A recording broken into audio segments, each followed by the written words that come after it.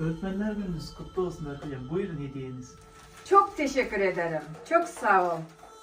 Evet, şampiyonumun bana hediyesi. Çok teşekkür ederim. Öğretmen Günü kutlu olsun. Çok teşekkür ederim bir tanem. Çok sağ ol. Ramazan Can Arıcı. Teşekkür ederim hediyen için. Çok sağ ol. Baştan söyle. Öğretmen Günü kutlu olsun. Çok teşekkür ederim bir tanem. Çok sağ ol. Merhabalar.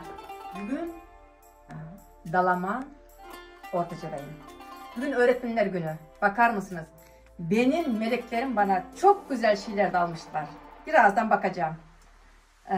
Meleklerim, çok teşekkür ederim. Öğretmenler Gününüz kutlu olsun. Çok teşekkür ederim. Çok sağ olun. Bakar mısınız?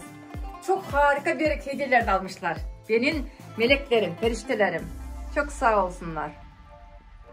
Çok teşekkürler. Rica ederim.